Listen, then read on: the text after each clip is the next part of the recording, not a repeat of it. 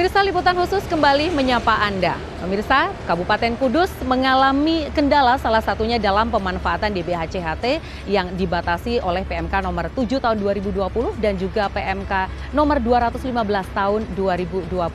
Di antaranya karena pemanfaatan DBHCHT yang tak dapat digunakan untuk infrastruktur. Namun demikian, DPRD Kabupaten Kudus terus mendorong pemerintah Kabupaten Kudus untuk mengoptimalkan pemanfaatan DBHCHT. Saksikan liputan khusus selengkapnya mengenai upaya DPRD Kabupaten Kudus untuk mendorong pengoptimalan DBHCHT ini. Bersama saya Septi Wulandari dalam liputan khusus selengkapnya.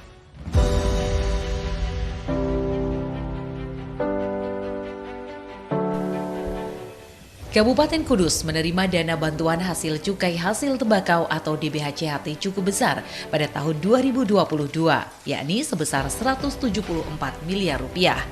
Angka ini merupakan perolehan DBHCHT tertinggi dibandingkan dengan kabupaten dan kota lain di Jawa Tengah. Angka tertinggi diperoleh Kabupaten Kudus, mengingat kabupaten ini merupakan daerah penyumbang cukai terbesar dengan banyaknya perusahaan rokok yang berdiri di daerah ini. Angka sebesar 174 miliar diakumulasikan dengan Silpa pada tahun 2021 sebesar 117 miliar rupiah. Totalnya kini menjadi 291 miliar lebih. Angka DBHCHT yang besar ini menjadi tantangan tersendiri bagi pemerintah Kabupaten Kudus.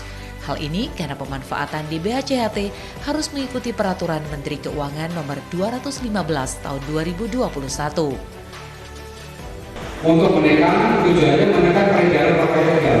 Supaya bisa terdengar, dibantu, dimonitoring lebih jelas. Manfaatnya apa? Membuka lapangan kerja untuk penyerapan tenaga kerja. Itu manfaatnya. Dan untuk meningkatkan DBHCHT kita. Karena DBHC kita itu untuk kesejahteraan masyarakat. Jadi mudah-mudahan ini bermanfaat dan pertemuan pada siang hari ini kita tentunya mendapatkan berkah dari Allah Subhanahu wa Ta'ala. Berdasarkan PMK nomor 215 tahun 2021, DBHCHT atau dana bagi hasil cukai hasil tembakau hanya dapat dimanfaatkan untuk 3 hal, yakni bidang kesejahteraan masyarakat, bidang kesehatan dan bidang penegakan hukum. Di Kabupaten Kudus, alokasi DBHCHT untuk bidang kesehatan sebesar 40% dengan nilai hampir 70 miliar rupiah. Bidang kesejahteraan rakyat sebesar 50% dengan nilai 87 miliar lebih dan bidang penegakan hukum sebesar lebih dari 17 miliar atau setara 10% dari total DBHCHT Kabupaten Kudus. Dari 3 bidang ini, DBHCHT tak dapat digunakan untuk pembangunan infrastruktur atau fasilitas umum. Namun demikian, Ketua DPRD Kudus Masan bersama jajarannya terus berupaya mendorong pemerintah Kabupaten Kudus melalui satuan kerja di bawahnya untuk memanfaatkan DBHCHT secara optimal. Di berbagai kesempatan, Masan ikut mensosialisasikan penggunaan DBHCHT agar dapat diakses oleh masyarakat Kudus. Tahun kemarin sisa 117, tahun ini mendapatkan 174. Jadi ada 291 miliar lebih. Tetapi penggunaannya dibatasi. Ora iso kanggo bangun benda. Ora iso kanggo bangun jembatan. Ora iso kanggo nyumbang masjid, madrasah, musola boten saged. Untuk pendidikan boten saged. Maka sesuai dengan ketentuan peraturan perundang-undangan yang ada, peraturan Menteri Keuangan nomor 215, 50% untuk kesejahteraan masyarakat. Bentuk kegiatannya apa? 30% BLT. Jumlah itu sekitar 90 miliar itu kan BLT. Yang mendapatkan siapa? Buruh rokok. Sektor siapa? Buruh rokok. Dana desa di Kabupaten Kudus kurang lebih 155 miliar, 40%-nya juga BLT. Ini musimnya lagi musim Umpamane duit sak kabupaten Kudus yang kanggo BRT oleh kanggo bangun dalan ora ono dina iki iki apa bupati Pak dalan kuangan Pak lampu mati dan lain-lain. Karena memang masih fokus penanganan COVID, bentuk recovery ekonomi adalah pemberian bantuan langsung kelas yang berbagai jalur kainnya entahnya jalur. Nah ini yang tentunya pemerintah mempunyai program recovery ekonomi dalam rangka meningkatkan daya beli masyarakat agar ekonomi secara nasional di Indonesia terjaga orang kaya Brunei besok Sri Lanka. Sri Lanka besoknya kan bangkrut orang urip karena ekonominya ambruk. Pemerintah menjaga itu. Pak harga bensin enggak larang dilongkas per 1 Agustus Pertamina DEX itu kurang lebih 17.000 Pertamina DEX. Ora apa-apa mobil Pajero, mobil Fortuner atau punya solar biasa. Kuwi jenenge wong sugih mental miskin. Maka ndak boleh pemerintah ngajari iki, Pak. Sing tumpake Pajero, tumpake Fortuner, yo tuku BBM non subsidi. Secara nasional pendapatan sugih 200 triliun secara nasional. Kanggo subsidi BBM saja, subsidi BBM saja dalam 1 tahun menurut laporan Menteri Keuangan, nanti Pak Agustus juga akan ada laporan keuangan itu 500 triliun dengan untuk LPG 3 kg subsidi, dengan beli pertalite subsidi, biosolar subsidi, listrik di bawah 3.000 subsidi.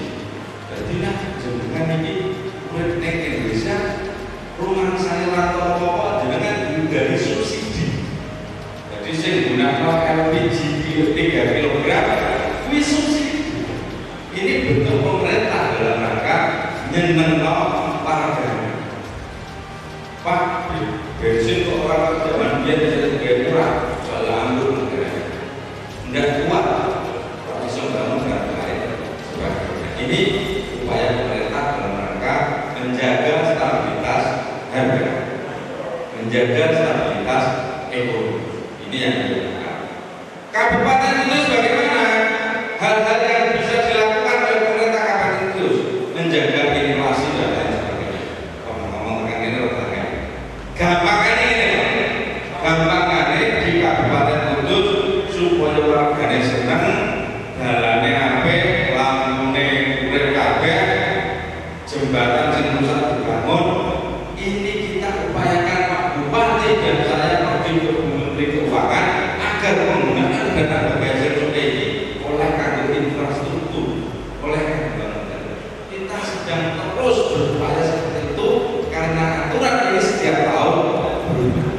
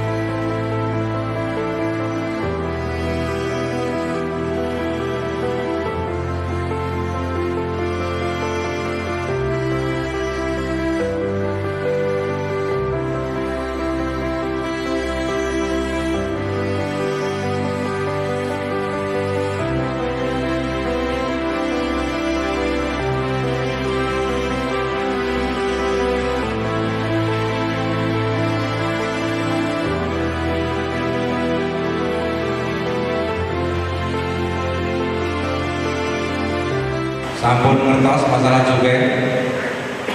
Sampun apa dereng? Dereng. Dana cukai itu bersumber dari bapak-bapak sing senengane udut. Salah satunya 37,5 triliun, Kudus untuk balik 174 miliar. 174 miliar. Penggunaannya untuk apa? 30% kangge BLT buru rokok, 20% kangge pelatihan di dinas naker BLK, 40% kangge kesehatan, 10% kangge kegiatan penegakan hukum termasuk sosialisasi ngeten iki.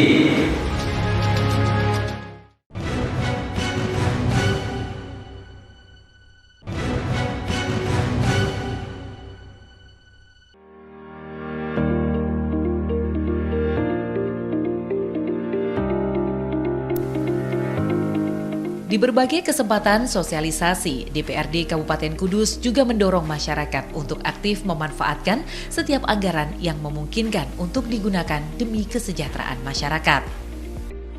Untuk saya tanyakan mengenai babakan infrastruktur, Pak. Karena dari statement yang Bapak kemukakan tadi, begitu banyak kontribusi Kabupaten Kudus untuk penghasilan cukai, Pak. Bahkan ada puluhan triliun gitu, Pak.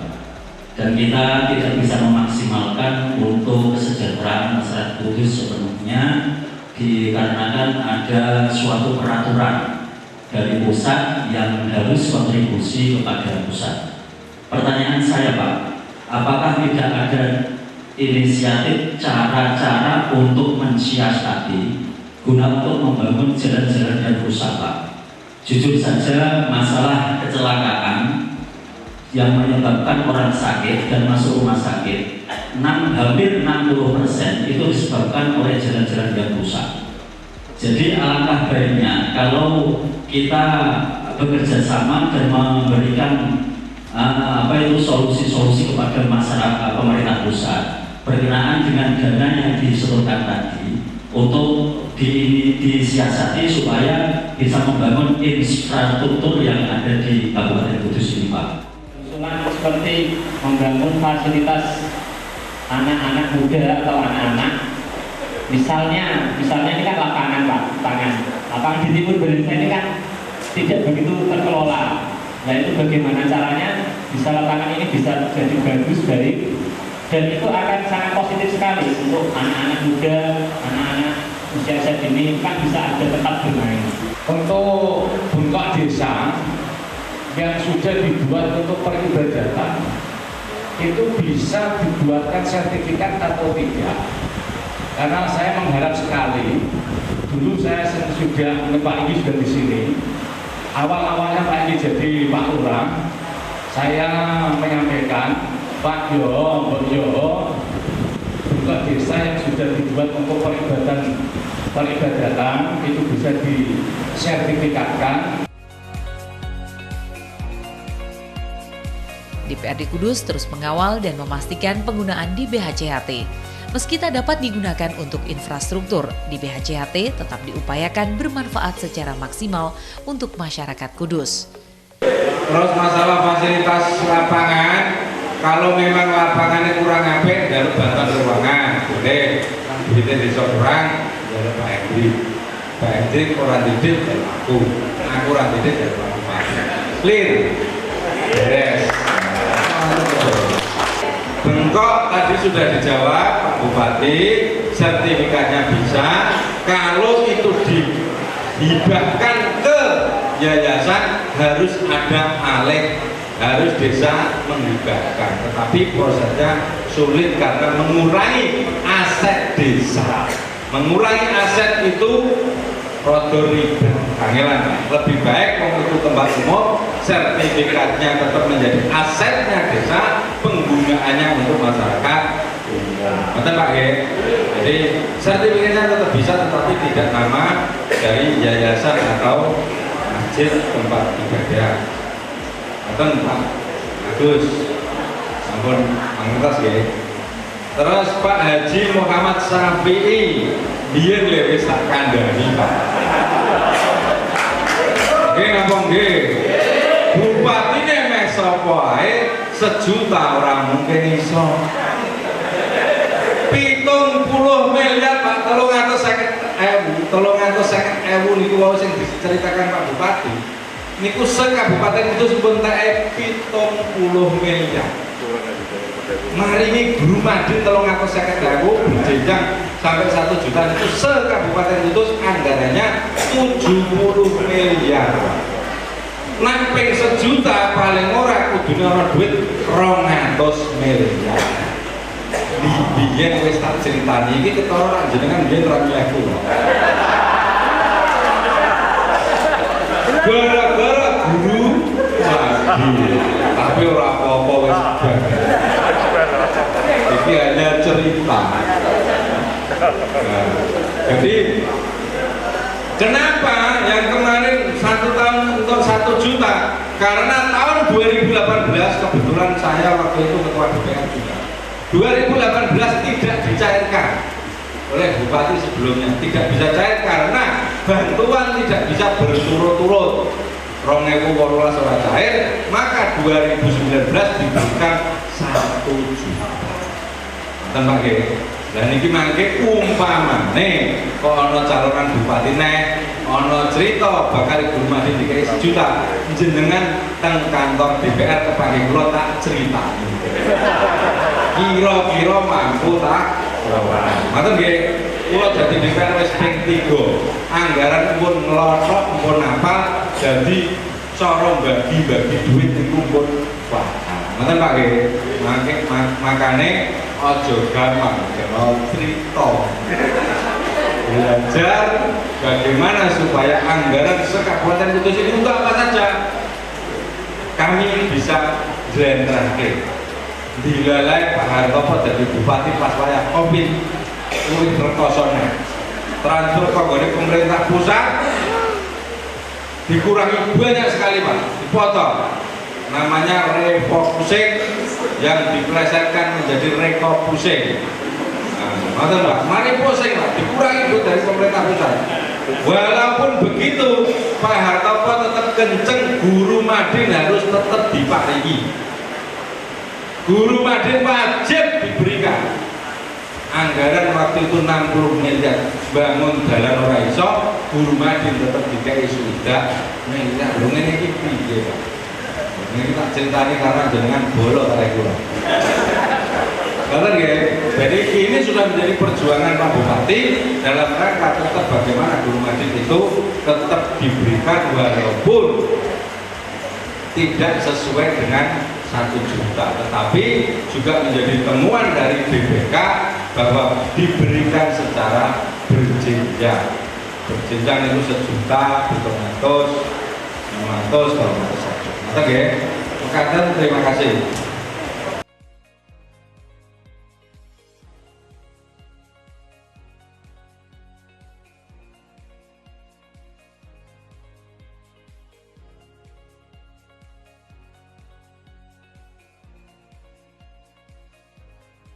DPRD Kudus juga mendorong pembinaan industri rokok di Kudus. Meski peredaran rokok ilegal terus turun di kabupaten ini, Masan mengingatkan pemerintah tak boleh lengah.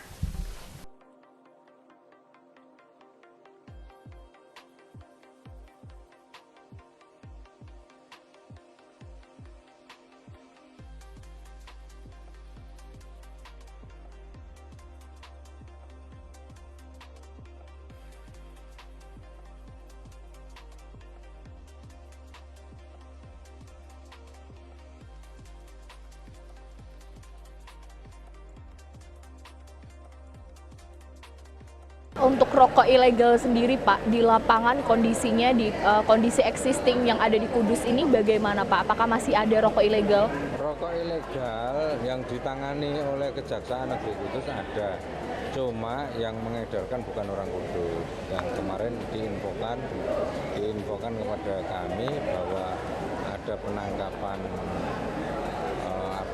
rokok ilegal, tetapi pelakunya bukan orang Kudus.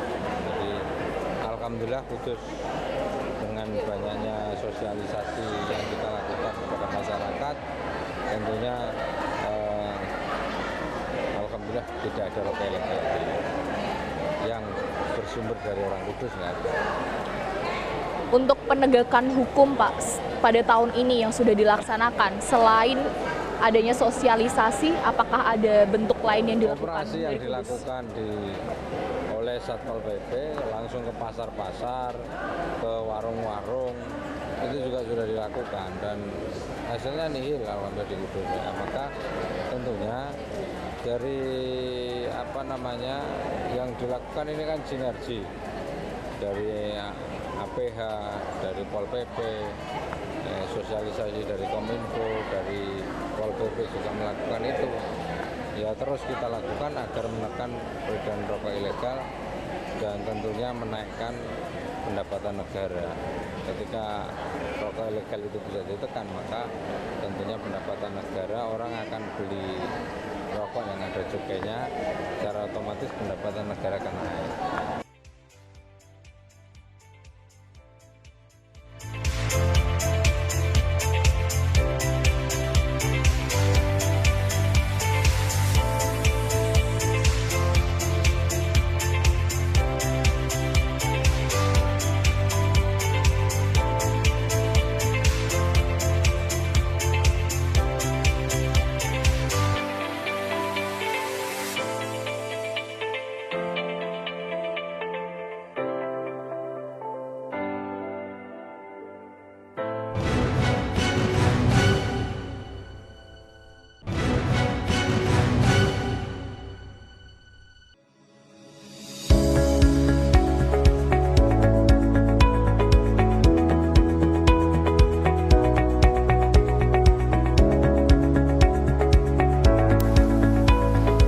Di penghujung tahun 2022, Ketua DPRD Kabupaten Kudus Masan berharap Peraturan Menteri Keuangan terkait DBHCHT ada penyesuaian di tahun 2023 mendatang. Hal ini menurut Masan karena aspirasi terbesar masyarakat Kudus adalah pembangunan infrastruktur dan fasilitas umum lainnya.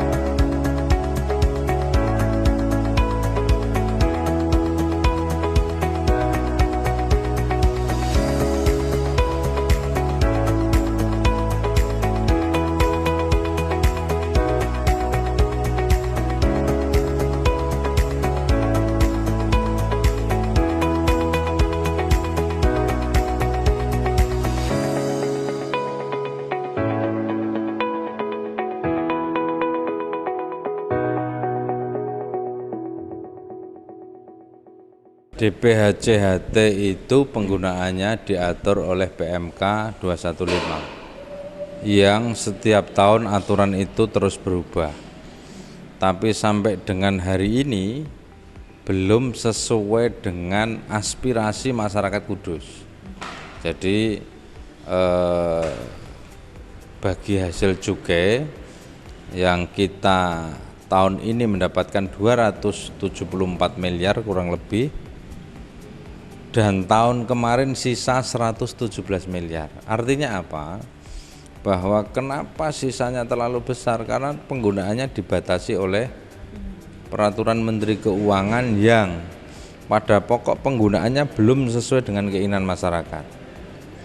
Ini yang tentunya kami terus berupaya mengusulkan kepada Bu Menteri Keuangan agar PMK itu dirubah dan bisa digunakan sesuai dengan keinginan atau kondisi daerah masing-masing, sehingga angka dana bagi hasil itu betul-betul bermanfaat untuk masyarakat, khususnya di sentra industri rokok di Kabupaten Kudus. Ya kalau itu bisa digunakan taruhlah 50% untuk infrastruktur, kan artinya yang 50%-nya lagi misalnya diatur untuk kesehatan, untuk menunjang kesehatan, untuk pendidikan, untuk misalnya ya ada sosialisasi penegakan hukum dan lain sebagainya, itu masih lumayan. 50%-nya saja, apalagi sekarang ada informasi nanti tahun 2023 kita akan naik 1%, yang hari ini 2%, artinya tahun 2023 kita kurang lebih akan mendapatkan 275 lebih banyak lagi 270-an miliar lah tahun 2023. Kalau nanti aturannya masih sama seperti ini, ya kita pasti akan silpanya tinggi, karena kesulitan dalam rangka melaksanakan kegiatan sesuai dengan PMK. Sedangkan kalau kita melanggar dari PMK, sanksinya tidak akan diberikan di BHJHT lagi, kan ya repot juga kan.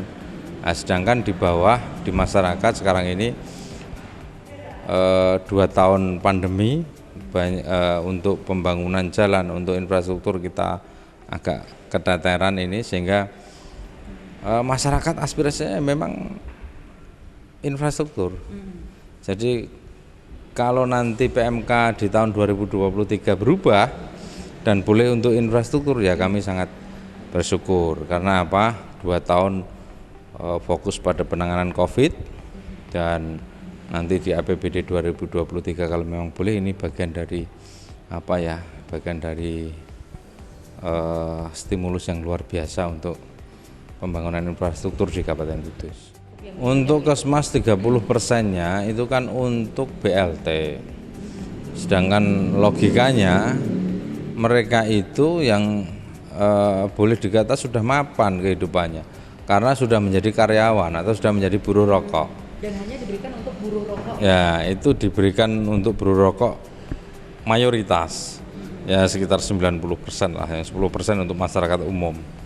Nah ini yang tentunya menurut saya tidak berkeadilan. Kenapa? Ya karena mereka sudah bekerja, sudah dapat pendapatan harian, bulanan sudah dapat.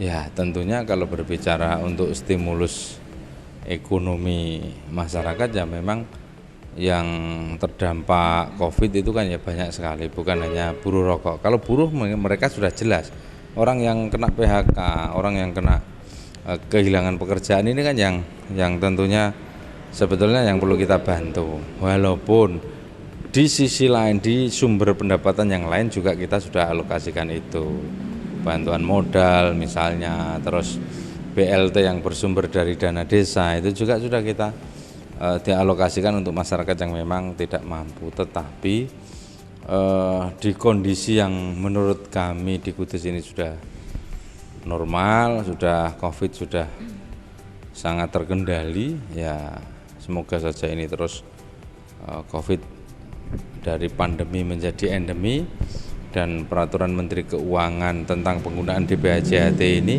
bisa dirubah sesuai dengan keinginan masyarakat, bisa untuk infrastruktur, pendidikan, kesehatan. Itu yang tentunya menjadi harapan kita semua.